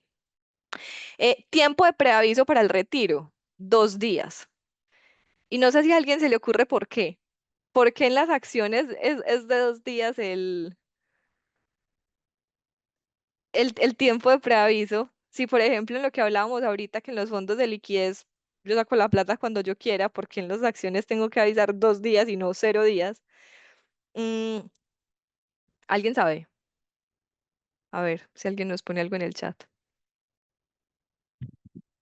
Bueno, resulta que las acciones en Colombia hay que venderlas, total. Hay que venderlas. Y las acciones en Colombia tienen un cumplimiento T+2. ¿Qué quiere decir eso? Que una acción que se negocia hoy, si yo la compro, o pues yo, Manuela, o yo fondo, me la entregan en 2 días.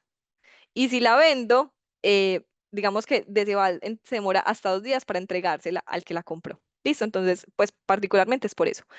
Este fondo cobra, el 2% de comisión. Listo. Venga, ¿cómo es eso que él lleva el 110% en un mes? Entonces él nos muestra, vea, si usted hubiera invertido 100.000 pesos, y la mayoría de fichas tienen esto, hace 5 años, ¿qué hubiera pasado con esos 100.000 pesos? Entonces, en abril del 2020 usted no tendría 100.000, usted tendría 70.000. ¿Qué pasó en el 2020? La pandemia, ¿cierto? Entonces usted se le desvalorizó su inversión. Pero por allá en enero del 2022 usted ya tendría como 108.000 pesos. Y resulta que en julio se le volvió a caer como a 90.000 y así sucesivamente. Y desde enero del 2024, esa platica, esos 100.000, se le han multiplicado y hoy tendría más o menos 150.000 pesos. ¿Qué ha pasado en la bolsa? Muchas cosas, particularmente todo el tema del GEA, siendo acciones bien importantes en el Colcap, ha hecho que se valoricen estos fondos. Listo. Lo mismo el valor de la unidad, entonces decíamos, si el valor de la unidad vale 23.000 pesos, pues cuánto valía en el 2020, en el 2021, en el 2022, y así sucesivamente. Listo. Y por acá nos muestra las rentabilidades. Entonces nosotros ya sabemos que el tipo de participación es la A. Entonces nos dice, ah, sí, mire, acuérdense que esto es de febrero. En el último mes rentó el 110%.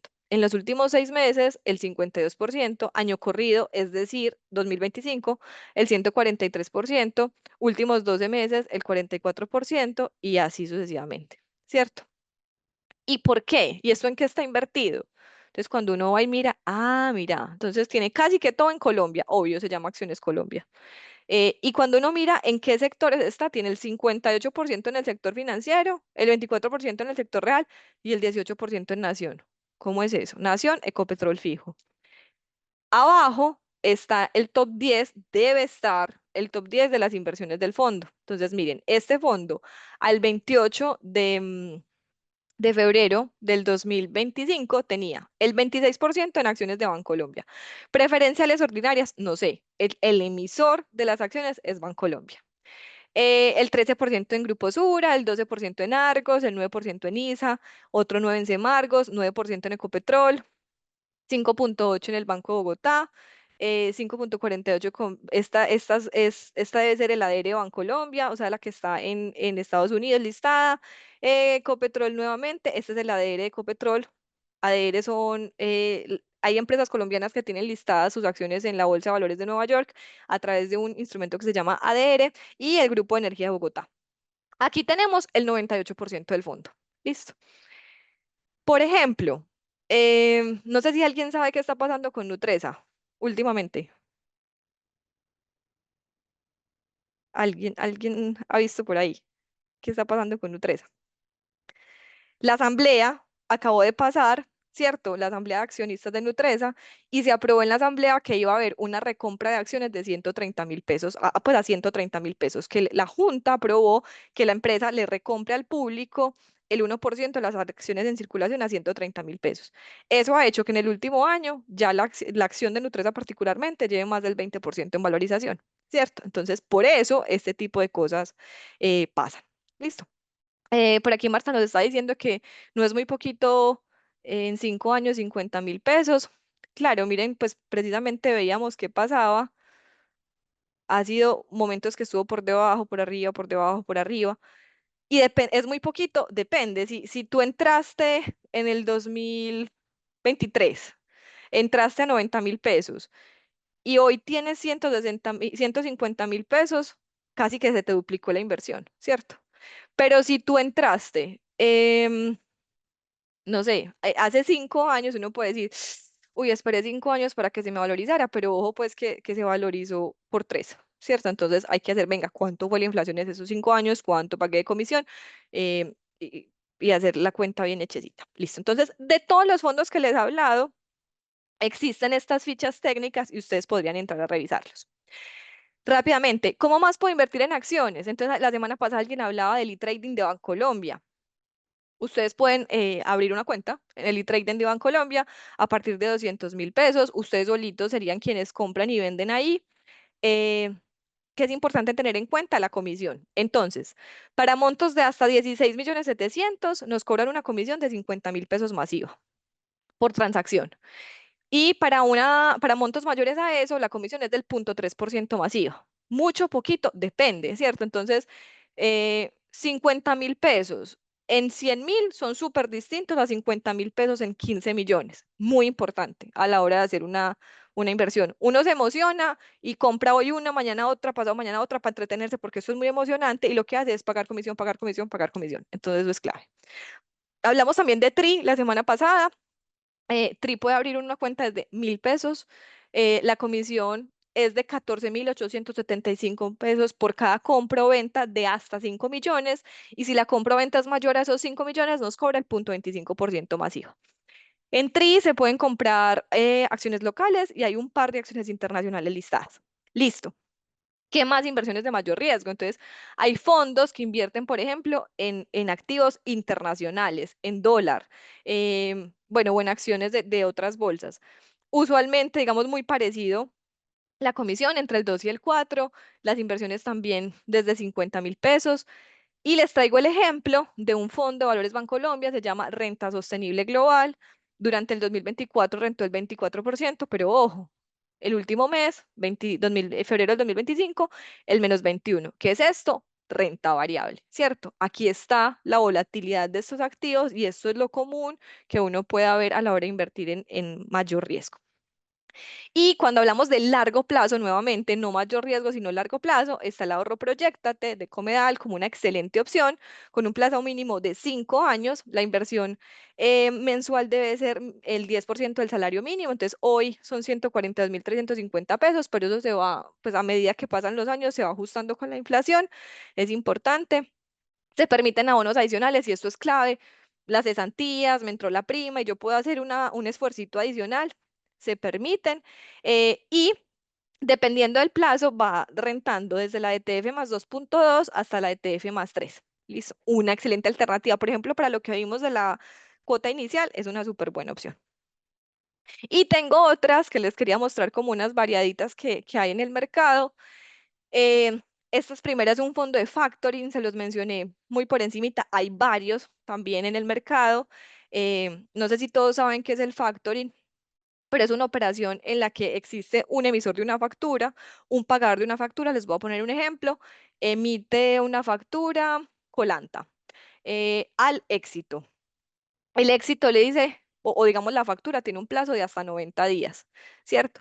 Pero Colanta necesita liquidez rápido. Entonces existe una opción que se llama factoring y es, listo, venga, yo que tengo plata, yo Manuela, Colanta, yo le pago pues hoy, lo va a pagar con un descuentico y en 90 días el Éxito me paga a mí y yo me gané ese diferencial entre el descuentico que usted me dio y lo que me pagó el Éxito, ¿cierto? ¿Cuál es el riesgo? Que el Éxito no me pague. Entonces, la tasa de un fondo de factoring depende del riesgo del pagador de las facturas. Listo. Hay muchos fondos. Usualmente la comisión de esos fondos tiene unos rangos más amplios, va desde el 1.8 hasta el 3.5 y algunos tienen comisión de éxito. La inversión va desde 100.000 pesos, pero lo normal es que sea más, por ahí 1 millón de pesos en promedio. El pacto de permanencia es de 30 días y aquí les traigo el ejemplo de un fondo de alianza que se llama Cuentas por Cobrar o C por C, donde la rentabilidad del año pasado fue del 12% y en febrero el 11% efectivo anual. Existen plataformas donde uno puede hacer operaciones de factoring como inversionista, no como financiador, digamos, en este caso estamos hablando como inversionista. Una de ellas se llama Mesfix, por ejemplo. Yo no estoy recomendando nada, les estoy contando básicamente qué opciones hay en el mercado. Em, en Mesfix uno puede invertir desde 500.000 pesos y dicen que tienen rentabilidades desde el 15% con facturas de 30 a 180 días. Uno crea una cuenta y ve un catálogo de un montón de facturas que necesitan ser fondeadas y usted, dependiendo de su nivel de riesgo, si conoce la empresa o no, lo que sea, decide aportar a fondear una factura o no. Existen fondos de inversión colectiva inmobiliarios, entonces cuando decíamos, venga, propiedad raíz, yo tengo que tener un montón de plata para la cuota inicial y yo invertir. No necesariamente la única opción. Hay fondos que ya invierten en estrategias inmobiliarias. Usualmente los fondos invierten en estrategias inmobiliarias comerciales, locales, bodegas, oficinas. No muchos son de proyectos, digamos, de vivienda, pero pues algunos también lo tienen. Usualmente estos tienen comisiones de éxito y las comisiones de éxito son las grandes porque también usualmente son proyectos a largo plazo. Em, Inversiones desde 5 millones es lo común. Pactos de permanencia no es normal que sean a 0 días, usualmente son a más de 5 años. Y les tengo un fondo de ejemplo que se llama Inmoval de Credit Corp. El año pasado rentó el 5%. A esos fondos los afecta, por ejemplo, la vacancia. No sé, tenían unas oficinas muy grandes, se la tenían alquilado a un call center, el call center se fue porque la gente se va a trabajar desde la casa, vacancia, vacancia que le pega al fondo. Son de largo plazo, por eso los plazos de permanencia. Y en febrero, por ejemplo, ya tenía una rentabilidad efectiva anual del 15%. También lo afectan las valorizaciones de los activos, por ejemplo. Entonces, si el avalúo se hace el año a finalizar el año y entra el avalúo en enero, entonces eso mejora la rentabilidad, como si usted estuviera invertido en un inmueble. Les traigo esta alternativa, es una plataforma de la BBC, se llama Ascenso y básicamente publican campañas en donde usted puede participar, valga la redundancia, de campañas de deuda, de acciones o de notas convertibles de empresas que no están listadas en bolsa. empresas privadas. Entonces, por ejemplo, en este momento hay 3 campañas apenas. Eso no es muy variado, pero es muy interesante. Entonces dice que hay una empresa que se llama Keo, que está buscando financiación a través de deuda. Miremos, ver detalle. Dice que está pagando el 15% efectivo anual, 36 meses, que están buscando 300 millones de pesos, que lleva 73.700 recaudados, es decir, que lleva 24% de la meta y que le quedan 60 días para cerrar. Esta iniciativa empezó hoy. Hoy ha recaudado 73 millones. A partir de personas como nosotros que le parece interesante y hacen la inversión. Y pues ustedes pueden conocer más de cada empresa. Hay unas que ponen videos, hay unas que no. Bueno, entonces esto es una plataforma de la BBC que tiene estas alternativas que me parece chévere. Y finalmente, les agregué un fondo de commodities. La semana pasada hablábamos de la bolsa de futuros y decíamos que el oro, que el petróleo, em, pues en vez de yo ir a comprar un derivado de oro y de petróleo, puede invertir en fondos de inversión colectiva que inviertan en commodities. Aquí hay un ejemplo del fondo de commodities de Scandia, un fondo de pensiones voluntarias particularmente. El año pasado, o digamos los últimos 12 meses, la ficha de técnica del 28 de febrero dice que en los últimos 12 meses rentó el 17%, pero que el último mes tenía una rentabilidad del menos 5,7%, y que trata de buscar esta distribución en los commodities. Un pedacito en energía, en petróleo, un pedazo en metales preciosos, oro y plata, un pedazo en granos, soya, maíz, aceite. Tiene un tema de ganado por acá, por ejemplo. Esta es la exposición del fondo. Por ejemplo, hoy salieron inventarios de petróleo, ¿cierto? Y la semana pasada les hablé de una plataforma que se llama Forex Factory, que les contaba que ahí pueden ver el calendario de noticias. Entonces uno ve, por ejemplo, por aquí que esto pasó, ya que está martes, hoy es miércoles, miremos qué ha pasado. Entonces dice que salieron inventarios de petróleo a las 10:30 de la mañana.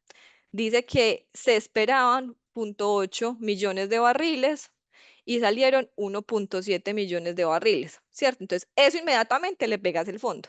Hoy la noticia del día, y pues para los que no saben, y súper importante, a las 2 de la tarde se reunía la Fed, la Reserva Federal de Estados Unidos, y decidió mantener la tasa inalterada en el 4,5%. Una noticia que le pega al dólar, a las acciones internacionales, al oro, y por eso este tipo de páginas son tan importantes. Listo. Entonces, ahí digamos que abarcamos, miren, varias alternativas que dependiendo de las metas que ustedes se fijen y el plazo, pues las escogen o no.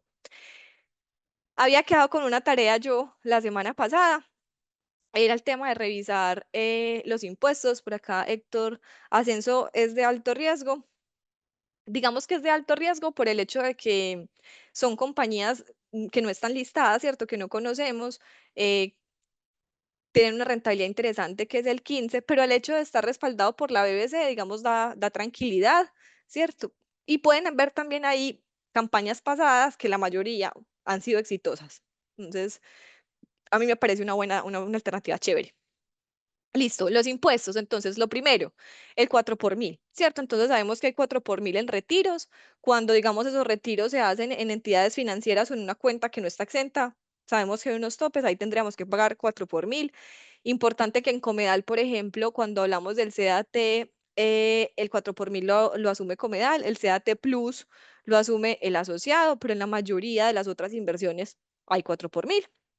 El otro impuesto a tener en cuenta es la retención en la fuente. Y no es que sea un impuesto, sino que acuérdense que la retención en la fuente es, yo estoy pagando por anticipado un impuesto que me van a cobrar. 4% en títulos de renta fija, CDTs y bonos, 7% en intereses o rendimientos financieros, los fondos que hablamos hace un ratico, y hasta el 20% en dividendos de acciones. Listo. Aquí particularmente las acciones tienen un montón de asteriscos ahí, pero hasta un 20%.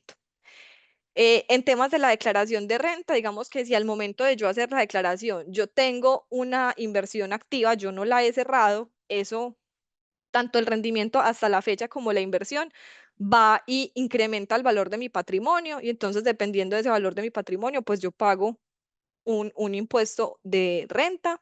Y también hablábamos la vez pasada que hay unos beneficios tributarios en el caso, por ejemplo, de las aportes a pensiones voluntarias.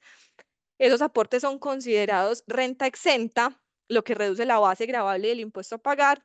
Esas rentas exentas tienen unos topes, ¿cierto? Que los debo conocer y pues también hacen parte de las cuentas AFCs, el tema de dependientes. Entonces, bueno, esto es un mundo, literal, el mundo tributario, pero es para que tengan en cuenta que al menos esos tres que están ahí, pues algo es con lo que yo tengo que contar a la hora de hacer mi inversión final. Listo. Lo último que teníamos era, venga, ¿cómo hacemos para que esto se vuelva una rutina financiera, una acción que sea constante?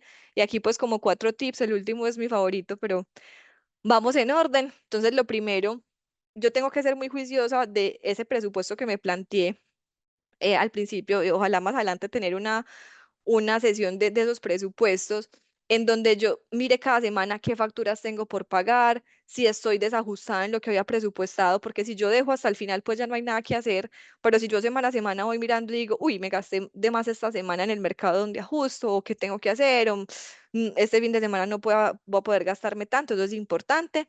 Y una reflexión mensual es, listo, terminé, ¿cómo me fue? ¿Dónde puedo optimizar? ¿Dónde sí? ¿Dónde no? Me estoy exigiendo demasiado, también se vale uno a veces flexibilizar. Lo importante es estar tranquilo.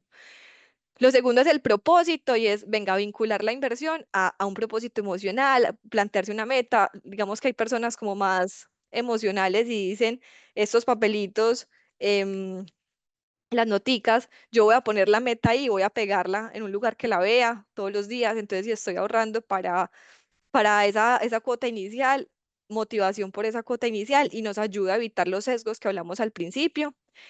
El tercero son las recompensas. Eso funciona un montón con los niños, ¿cierto? Si usted le dice que si hace esto, entonces, no sé, puede jugar media horita más o bueno, eso funciona y con nosotros pues también, ¿cierto? Entonces, ¿qué tal si yo me doy autorrecompensas y digo, uy, cuando ahorre o invierta este primer millón, me voy a dar un gustico y no un gustico de 800.000, un gustico, una comidita, un heladito, porque eso a mí me hace sentir bien también y el cerebro también funciona de esa manera.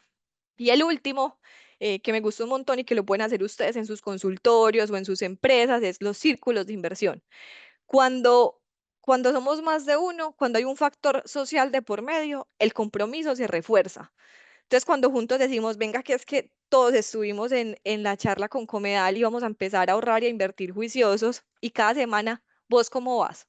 ¿Cuánto fue que dijiste que invertiste? ¿Vas bien? ¿Cómo vas de la meta? Uy, eso como que nos motiva también a cumplir y pueden hacer retos compartidos. ¿Qué tal si ahorramos juntos y nos vamos de paseo o lo que sea? Digamos que se empieza a crear el hábito que es súper importante y se vuelve un ejercicio que no es cansón, sino por pues todo lo contrario. Y finalmente les quería dejar como a mí me encanta este regalito.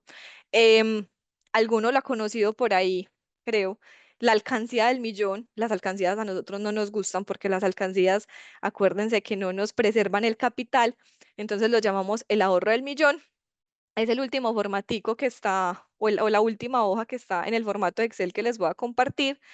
Y son 200 casillas. Hay 200 casillas que yo tengo que llenar para ahorrar 1 millón. Si a mí me sobraron de los pasajes 3.100 hoy, entonces guardo 3.100 y lo tacho. Mañana del almuerzo me sobraron 4.300 y lo tacho. Este fin de semana voy a ahorrarme 10.000 y lo tacho. Y así sucesivamente. Cuando yo tache todo este cuadrito, yo voy a tener ahorrado 1 millón, ¿cierto? Eh, Decíamos, en una alcancía no, pues tampoco le voy a pasar a Comedal 3.100 pesos todos los días, pero la alternativa de ahorro a la vista, por ejemplo, es una súper buena opción. Yo voy ahorrando mensualmente y cada mes le paso ese ahorrito a Comedal y así hago que el interés compuesto actúe por mí. Y les dejé abajo una para que ustedes ingresen el monto. Si ustedes dicen, no, pues 1 millón es mucho o es muy poquito, entonces ustedes dicen, no, yo voy por los 2 millones. Entonces ponen acá 2 millones y ya las casillitas se les cambian para que la suma de esas casillitas sean 2 millones. Se las pueden tachar desde acá o las pueden imprimir y las ponen en algún lugar que las vean y lo van tachando y eso es chévere porque pues de verdad una forma fácil con esa menudita o lo que uno tiene ahí de lograr ese primer ahorro para poderlo invertir más adelante. Finalmente, entonces, recordarles lo que les decía hace 8 días, lo más importante para mí y se los transmito, es tener estas tres cosas siempre en mente, las personas primero, el planeta y pues obviamente la rentabilidad, que no le hagamos daño a nadie, que hagamos inversiones conscientes y que sean rentables. Los escucho, Paola, si tienen preguntas. Sí, por acá nos dicen qué técnicas recomiendas para evitar los gastos impulsivos. Lo primero, los sesgos, que fue lo que vimos hoy, ¿cierto? Entonces, cuando voy a gastar, venga, las dos preguntas que decíamos, ¿por qué y para qué? Yo necesito eso. Yo estoy comprando esto porque hay un riesgo, hay un sesgo de disponibilidad, de anclaje por una promoción. Sí, no, ¿cierto? Y si soy tan juiciosa que ya tengo un presupuesto, ¿eso está dentro de lo que presupuesté? Sí, no, entonces lo puedo comprar, no lo puedo comprar. Y lo que les decía al final del círculo, eso es muy ganador. Ese tema social nos ayuda mucho. Si se tiene un capital limitado, ¿cómo se puede priorizar entre ahorro e inversión? Es un proceso, ¿cierto? Entonces, y por eso les mostraba, bueno, entonces lo primero, un capital limitado, lo primero, tener el fondo de emergencia. Esa es la primera opción.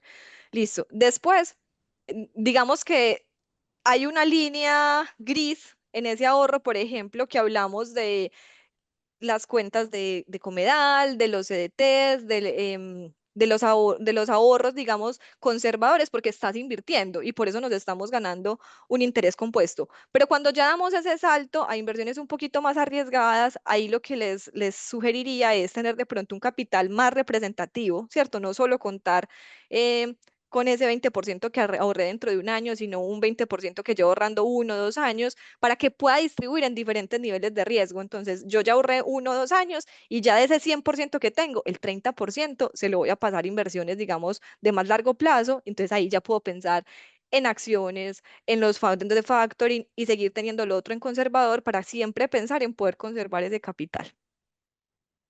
Los gastos vampiros, ¿cómo se pueden controlar? Bueno, entonces por ahí ahorita mencionaban de los gastos hormiga y los gastos vampiros que veo que los han escuchado mucho. Lo primero, pues entonces eh, yo tengo que ser consciente, ¿cierto? Cuando me doy cuenta de que afectan mi economía, pues ya dejan de ser gastos vampiros. Hay, por ejemplo, voy a buscar el nombre y se los paso también, una aplicación que uno puede saber con su correo electrónico a cuántas suscripciones está inscrito que usted ni siquiera sabe. Entonces, empezar por ahí. Una vez pone la tarjeta de crédito en un montón de cosas que la plata se le va y ni se le da cuenta. Esa es una buena opción. La segunda, si yo hago un primer mes juicioso, y juicioso es hacer un arqueo como si tuviera una tienda, es, me ingresó tanta plata, me gasté tanta plata, al final tengo que tener tanto en mi cuenta y no tengo eso, hay un gasto vampiro que no estoy viendo. Entonces, venga, ¿dónde están esos recursos que no me estoy gastando para poderlos identificar? Y con un mesecito que lo hagan juicioso, es una muy buena opción. Estrategias para ingresos no constantes o estables. Me imagino que para tener ingresos estables, pues ahí La sí. pregunta dice, estrategia para ingresos no constantes o estables. Bueno, ahí pues más que la estrategia, porque pues claro, si yo tengo un negocio, eh, digamos que nadie me puede garantizar un flujo constante, por ejemplo, en este caso, pero aquí, que me imagino que es donde va la pregunta, como nosotros hacemos un presupuesto personal, a ese negocio se lo tenemos que hacer también, ¿cierto? ¿Cuál es la proyección de ese negocio, de gastos, de ingresos? Em, y tratar de con esa proyección constante, yo decir, listo, venga, yo soy la dueña de este negocio y voy a sacarme un salario de tanta plata al mes, que usualmente los emprendedores no lo hacemos. Al yo hacer eso, yo ya tengo mi ingreso constante, ¿cierto? De acuerdo a unos movimientos del emprendimiento. De pronto al principio puede ser muy difícil, digamos que en esos momentos de creación de empresa, etcétera, pues ahí uno le toca privarse de unos gusticos y digamos que su foco en ese momento es el emprendimiento y en 6 meses, en un año poder entonces establecerse ese salario físico, fijo, ese presupuesto de la empresa y poder al menos normalizar su ingreso. Si ya no es un tema de presupuesto, sino es que yo doy consultorías o es que son metas, lo mismo, venga, yo necesito tantas consultorías al mes para tener un salario constante, unas metas, un presupuesto, un seguimiento semanal. ¿Cuáles son los mayores obstáculos al momento de intentar ahorrar y cómo superarlos? Pues yo creo que lo más teso al principio es el hábito. ¿cierto? Crear un hábito de ahorro, como cualquier hábito, es difícil, pero piensen, hagan el símil con el ejercicio, por ejemplo. Hacer un ejercicio constante es súper difícil. ¿Qué me ayuda a mí como persona a hacer ejercicio? Em, no sé, la recompensa. Uy, es que cuando yo corro una carrera y me dan la medalla al final, es maravilloso. Entonces, venga, ¿cómo me pongo esa recompensa, lo que decíamos ahorita, de ahorro? Es que cuando yo salgo a trotar con un amigo, no me da tanta pereza. Entonces, ¿cómo invito a mi pareja, a mi hijo, a mi mamá, al que sea, a que ahorre conmigo? Eso me parece como clave. Y cuando lo intentan y empezamos, lo que decíamos hace 8 días, esto no es una carrera de 100 metros planos, esto es una maratón. Cuando empezamos a ver los flujos al principio de esos primeros ahorros en los CDTs o en los fondos de Comedal, la satisfacción es muy, muy chévere y eso nos anima a seguirlo haciendo. ¿Qué consejos le podrías dar a alguien que está iniciando a invertir desde cero? Lo primero es lo que están haciendo y es esto, información financiera, ¿cierto? Y educación financiera. Yo necesito saber qué es lo que estoy haciendo. Lo segundo es el paso a paso, ¿cierto? Conocerse ustedes muy bien como inversionista, conocer cuál es su perfil. Uno no tiene que saber, miren que es un montón de información, un montón de tipos de activos. Uno se puede pues buscar a una persona que le dé confianza, una comisionista de bolsa, un asesor que lo acompañe, pero es eso, pues no tragar entero, usted revisar su información, revisar las fichas técnicas, ir uno a uno. Les decía hace 8 días, revisar las noticias, leer, eso es súper importante. Miren lo que pasó hoy con la Fed, con el petróleo, todo eso mueve los mercados y hacerlo de manera frecuente para, para empezar. Manuela, por acá nos dicen que si les puedes brindar el contacto para el tema de una asesoría. Sí, por acá está el correo y si quieren les dejo mi celular. Mi celular toca por WhatsApp. Yo estoy por fuera del país, pero ese WhatsApp lo respondo con frecuencia.